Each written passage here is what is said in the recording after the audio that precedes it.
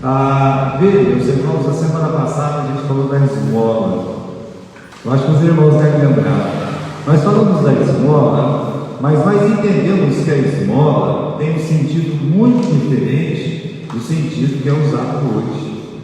Quando nós pensamos em esmola hoje, falando lá do que dissemos na semana passada, a pessoa pensa que é pegar uma moeda, R$ 1 e vai colocar na mão de uma pessoa que está caída no chão, de um mendigo e tal, ou senão você deixa um troco e fala, vou largar essa aqui de esmola para você. Então a gente entendeu na semana passada que não tem nada a ver. Esmola é o que? É uma prática cristã como o jejum, é uma prática cristã como oração. Na verdade, esmola significa que você predispôs o seu coração e transformou aquela predisposição do seu coração em um socorro. Pode ser financeiro, pode ser, meus irmãos, com alguma outra ajuda física, material. Você resolveu ajudar uma pessoa. Isso é a prática religiosa que está escrita aí como esmola. E nós aprendemos que você deve fazer de que jeito? Você deve fazer o que vê, o que dá. Não veja a sua mão esquerda, o que a direita está fazendo. Esse é o segredo de você fazer alguma coisa para alguém. Agora, sobre a oração, nós vamos entrar na oração e nessa semana, na semana que vem, nós vamos estar falando sobre oração.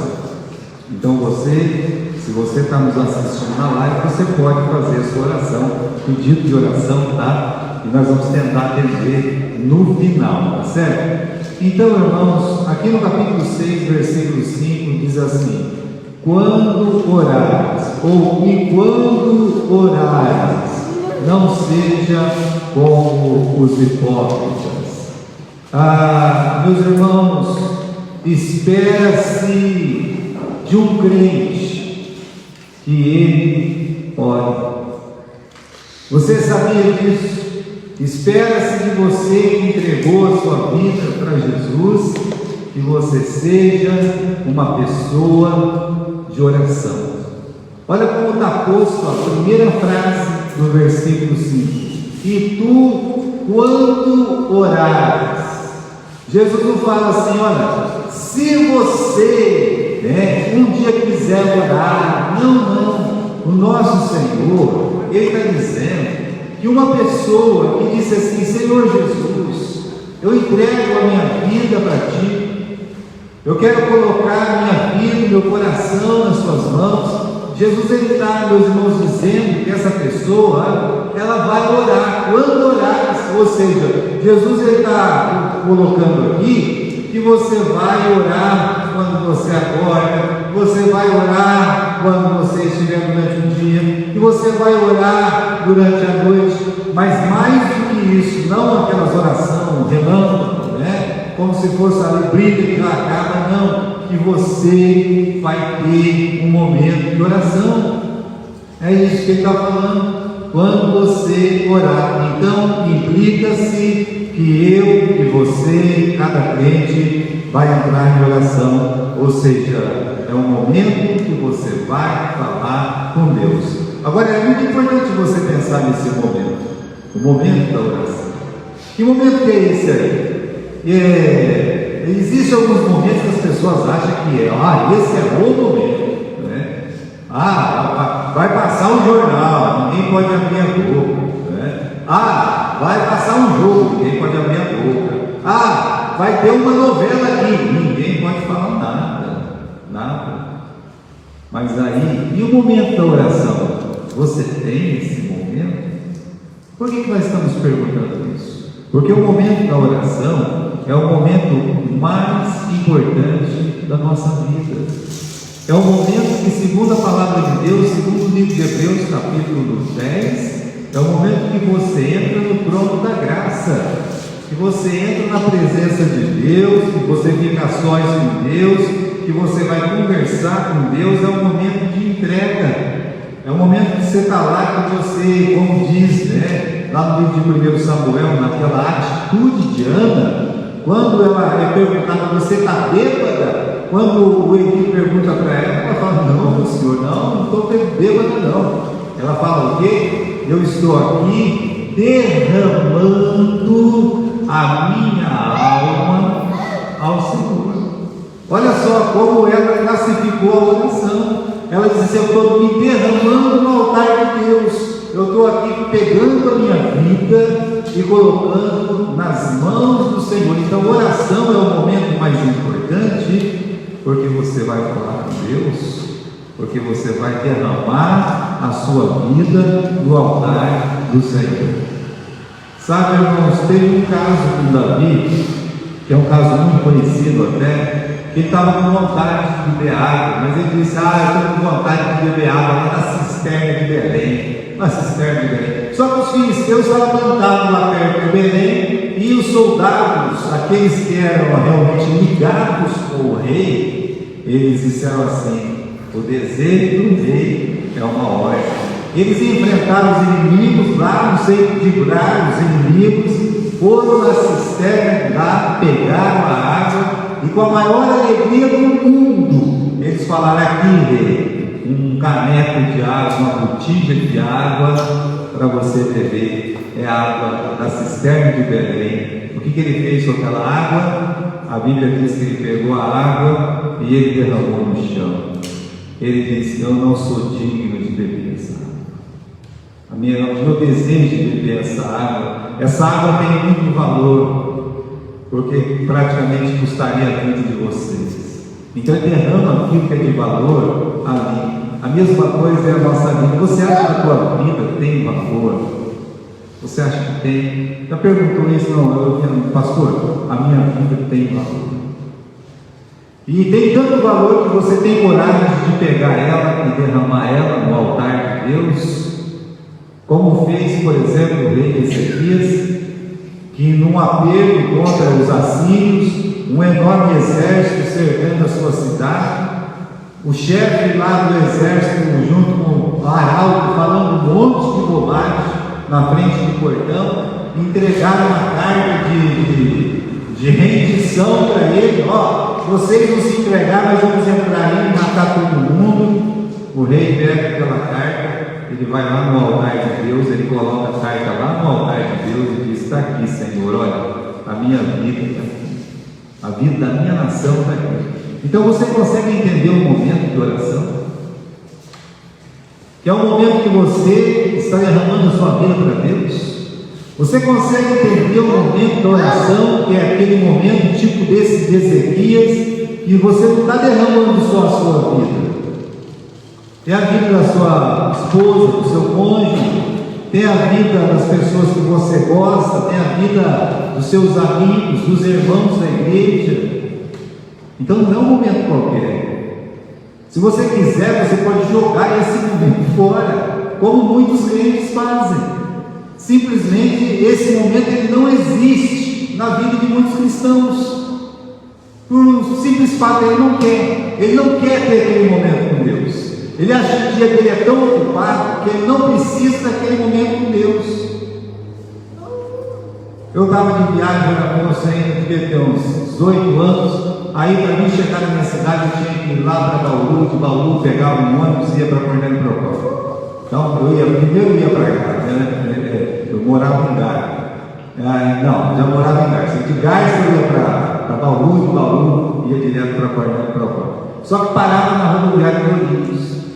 E quando parava lá naquela rodoviária de Ourinhos, tinha uma casa da Bíblia em Ourinhos. Acredita nisso? Aí um monte de artigos bíblicos.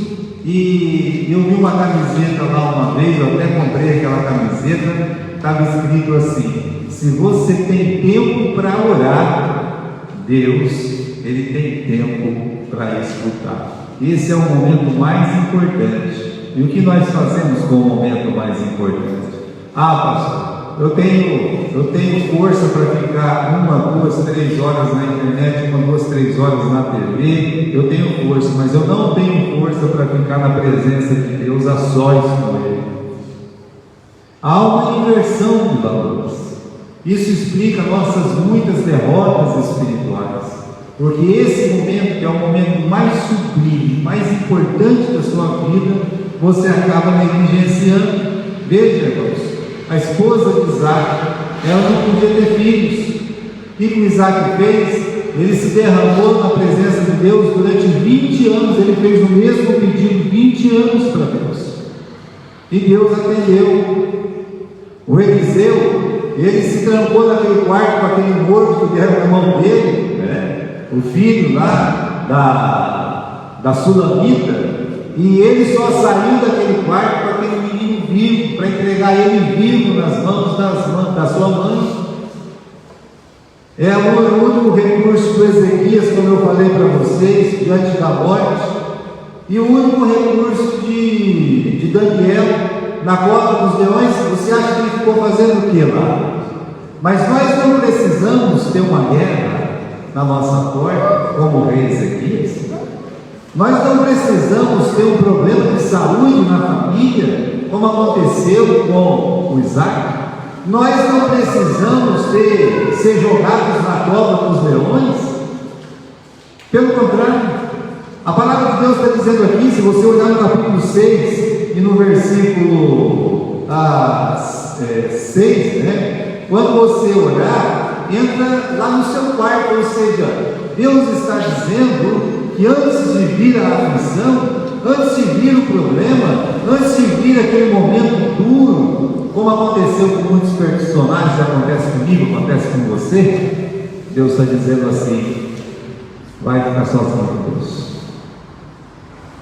Vai ficar sozinho com Deus.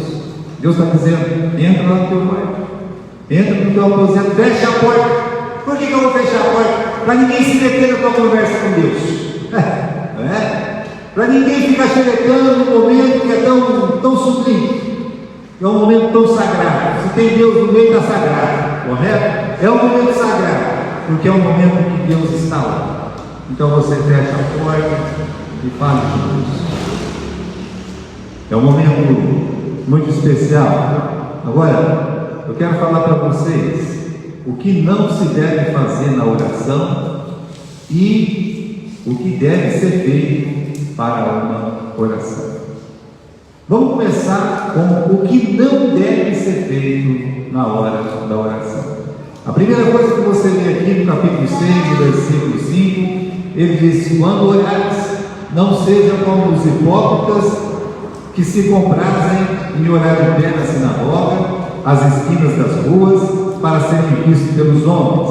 Em verdade vos digo, já receberam o seu galardão. A primeira coisa: não ore para a plateia.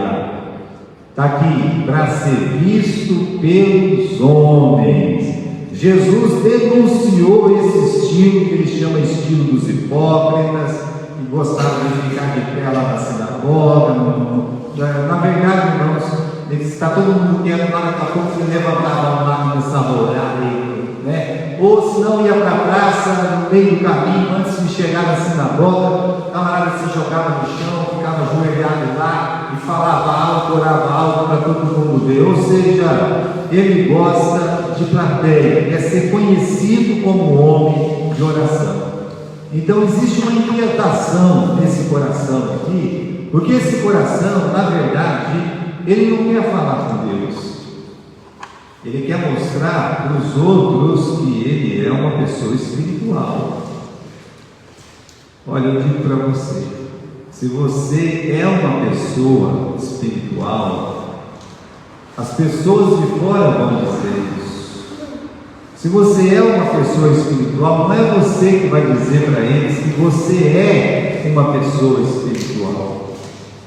A sua vida vai ser vivida para que outras pessoas cheguem até você e falem assim: ô irmão fulano, né? Ô pastor, o senhor poderia orar para mim? Isso significa que você tem uma espiritualidade e que você deve aumentar esse momento, como nós podemos chamar, né? Esse exercício espiritual espiritual, você deve investir nele para que mais pessoas possam te procurar em secreto e dizer assim: o senhor poderia orar para mim, a senhora poderia orar para mim, você poderia orar para mim? Eu acho que todo crente já teve essa experiência, né? Qual a experiência? Fulano, você está indo para a igreja? Eu estou. Você ora para mim? Já pediram isso para você? Eu acredito que sim. Eu acredito que cada crente que está, num grau maior ou menor, alguém chegou e disse: você vai rezar? Às vezes eles falam isso, né? Não, estou indo para a igreja e tal, né? Não, então, fala bem de mim para Deus lá, né? Porque as coisas não estão muito boas para o meu lado, né? Então é o jeito dele pedir socorro, é o jeito dessa pessoa chegar e dizer que você pode ajudá-la. Então, meus irmãos, essa inquietação de orar alto, gritado, para todo mundo ouvir, no meio de todo mundo, Jesus disse: não fica indo atrás disso, isso não é legal, tá? Isso é a primeira coisa. Não ore para a plateia, converse com Deus. E outra coisa, aqui no versículo 6, né, diz assim, versículo 6 não, versículo 7, e quando você orar, não use de vãs repetições. Isso é a segunda coisa. Primeiro, não queira plateia. Segundo, não use de vãs repetições. Olha, a religião campeã de repetição, campeã, é justamente os romanistas, né? Eu participei, eu sou filho de um romanista, de uma romanista, então eu entendo. Se quiser discutir comigo esse assunto, pode discutir, porque eu estava lá, né? Para vocês terem uma ideia da força dessa religião da minha família, não tem uma, a minha mãe tinha Maria no nome, mas não tem uma tia minha que não tem Maria no nome. Esse Maria, Ana Maria, é só Maria, papapá, tem Maria, né? E cada tio tem o nome do santo. E era assim, sabe? Funcionava desse jeito. Inclusive meu avô, pela família dele, né? Ele se chamava Benedito, né? Como vocês imaginem, né? E Bento, né? Então, veja só, é muito interessante isso. É Francisco Benedito, Francisco Bento, né? Então, já para você ver que tem dois nomes bem tradicionais aí. Agora, meus irmãos, para você fazer uma reza mesmo romanista, você tem que rezar, você tem que repetir duas orações e juntas perfazem 165 vezes até acabar aquelas bolinhas. Você rezou 165 vezes. Os muçulmanos também adoram essas rezas. Você já viu eles lá com aquele tercinho na mão também? Tem um outro nome, aquele terço deles não chama de terço, mas aquela reza deles é 106 rezas. Isso só numa pancada, tá? Não vai pensar que é 12 pancadas, não, só numa pancada. Rezar a mesma coisa 106 vezes. Imagine uma criança sem paciência, porque criança tem pouca paciência. Quando eles iam lá no terço, quando colocavam a mão na primeira bolinha, gente, né? A criançada querendo sair para a rua, querendo brincar e tal. Não estou falando mal de religião de ninguém, mas quando colocavam a mão naquela primeira bolinha para a gente sabia que para chegar naquela última bolinha, aquilo ali é um sacrilégio, aquilo para a criança aquilo é a morte. Então eu entendo. Olha o que Jesus está dizendo: não useis de vãs repetições. Por isso as rezas chamam ladainha, né? Vai ter ladainha hoje, né? Então é isso aí. Jesus ele condena essa oração, porque é uma oração mecânica, tá? Reza não é oração. Coloca isso na sua cabeça, tá? Reza não foi e nunca vai ser uma oração. É mais fácil você decorar 2 ou 3 rezas e ficar mecanicamente falando isso o tempo todo, do que você parar 2 minutos na sua vida. Não vou colocar 3 não, porque é muito. Você parar 2 minutos da sua vida e falar assim: meu Deus querido, eu te louvo pela sua beleza, pela sua santidade, pelo seu amor, pela sua graça, pela sua misericórdia. E você pedir as coisas que estão faltando na sua vida, você pedir perdão para Deus. É muito mais fácil rezar 200 vezes a ladainha do que você ficar 2 minutos conversando pessoalmente com o seu Deus. Porque não é fácil. O inimigo não vai querer que você fique 2 minutos conversando com o seu Deus. Imagine você entrar no seu quarto, desligar o rádio, a TV, a internet, qualquer coisa, ir lá no seu quarto, fechar a porta, tacar a tramela lá e dizer: agora é eu e o meu Deus. Então, irmãos, você vai olhar o seguinte: quando é que você vê uma oração repetida na Bíblia? Pare para pensar. Quando é que Abraão, Isaac, Jacó, José, Judá, Davi, Samuel, quando é que você vê Marcos, Lucas, quando é que você vê Mateus, Pedro, Tiago, João, Bartolomeu, quando é que você vê algum personagem na Bíblia fazendo uma reza? Você já viu isso? Mas você vê os personagens orando. E a oração é a oração, é uma conversa com Deus. Eles não estão rezando. Por que Jesus está dizendo isso? Olha o que ele está dizendo aqui, capítulo 6, versículo 7. Quando vocês orar, não usem de vãs repetições como os gentios, que pensam que por muito falarem, eles serão ouvidos. Talvez se eu rezar 100 vezes, Deus vai me ouvir. Não, calma. Não é assim que funciona. Não reze, ore, fale com Deus. Uma outra coisa que Jesus ele condena aqui é, meus irmãos, a oração cumprida, como cada um, né? Como ele está falando no final do versículo 7, eles pensam que por muito falarem serão ouvidos. Tem 2 tipos de oração cumprida: aquela que é devota, aquela que a pessoa vai para o quarto dela, fecha a porta e ela fica o tempo que ela quiser falando com Deus. E tem aquela que é sensacionalista. Uma pessoa vai se levantar no culto e ele fica lá 40, 50 minutos falando,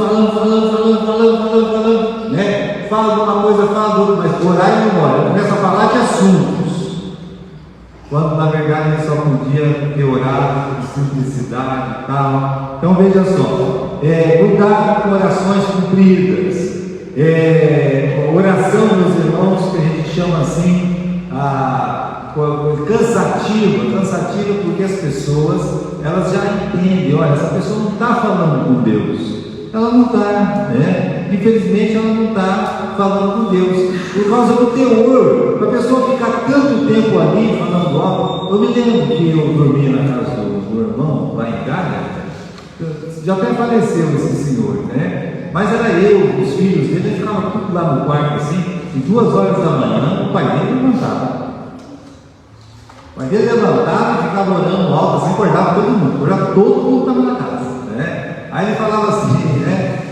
Com esse R$1.000, era eu, o menino lá, nós éramos rebeldes, né? Por essa mulher não obediente, eu imaginava que era a esposa dele, né? Então ele ficava falando alto essas coisas. Aí acordou todo mundo, né? Esse moleque, já viu? O moleque levantava, ficava dando risada, né? Aí ele ia demorar. Aí lembrava dos irmãos da igreja que tinha quase todo mundo na oração, né? Ele não se dava por satisfeito e falava para os outros também. Aí ele sossegava um pouco, falava o amém, e todo mundo ia dormir. Agora, repare bem, é oração. Então você vai perceber que a oração é muito mais do que você se levantar, falar algo e falar alguma coisa. Oração não é você falar alguma coisa. Oração é você falar com Deus. Então a gente tem que ter cuidado com o teor das coisas que nós falamos. Veja, meus irmãos, que muitas pessoas, né?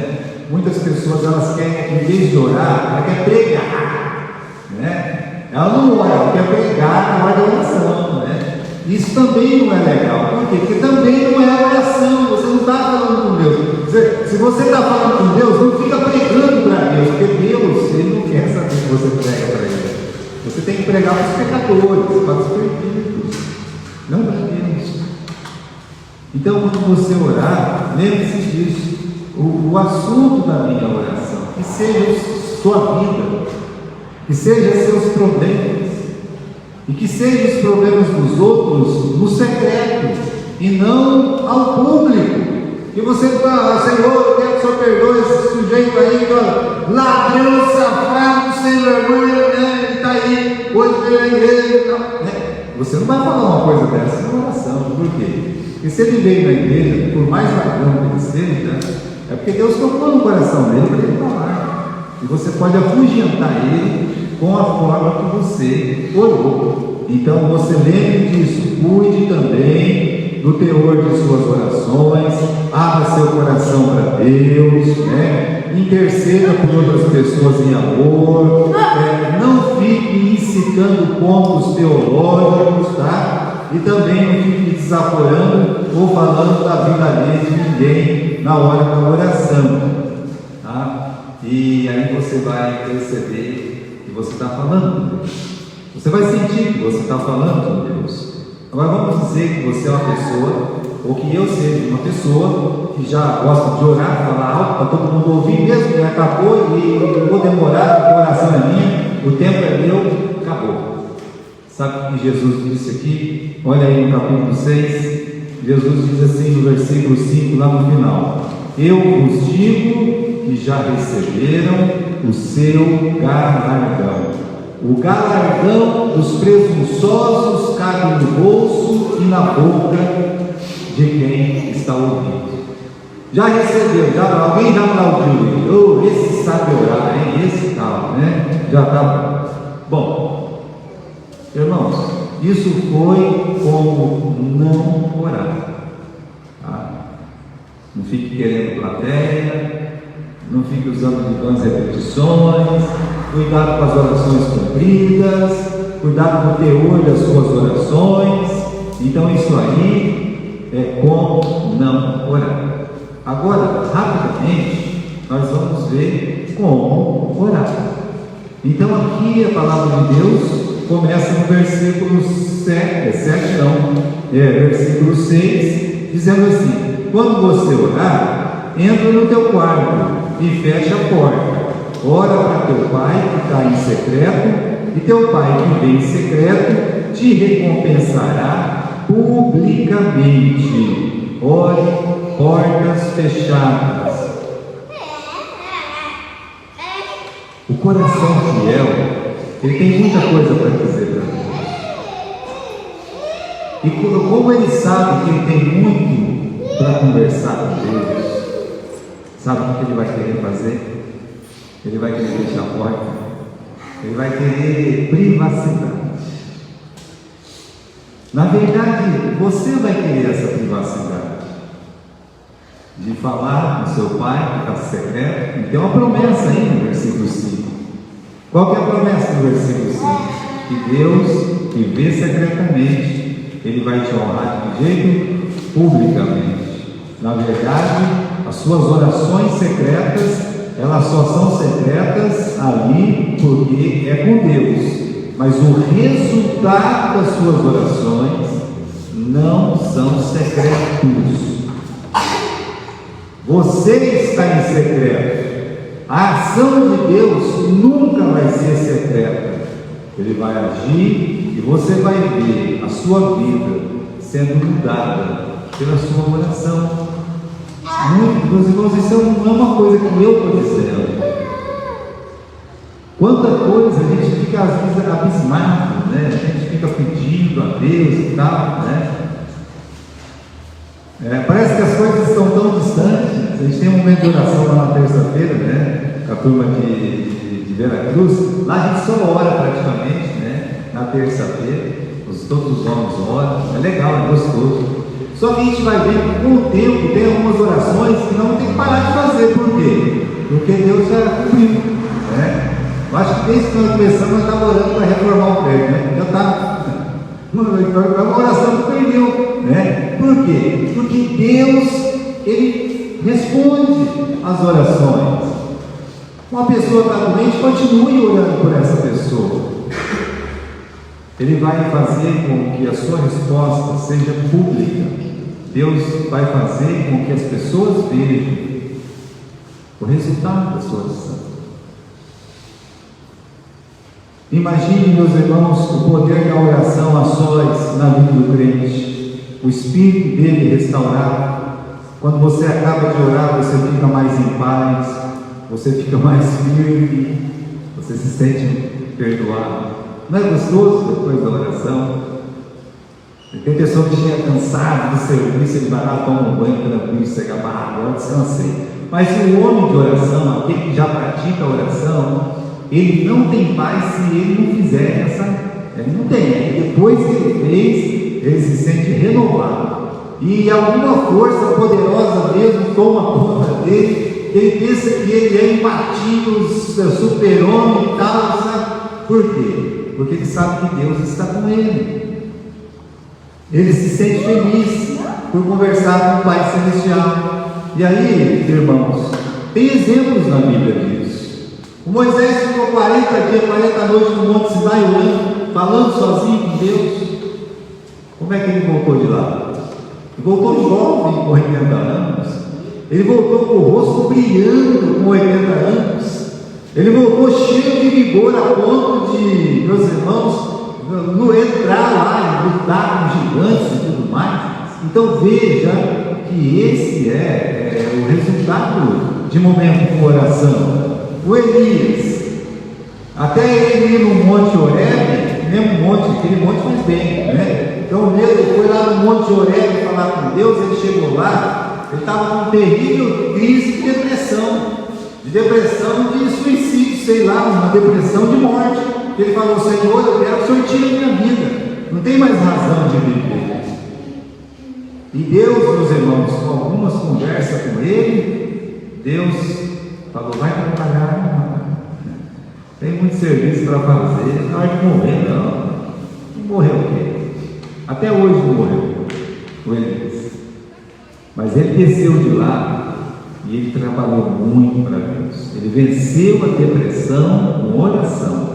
Ele passou a orar e Deus trabalhou aquela mente confusa que ele estava.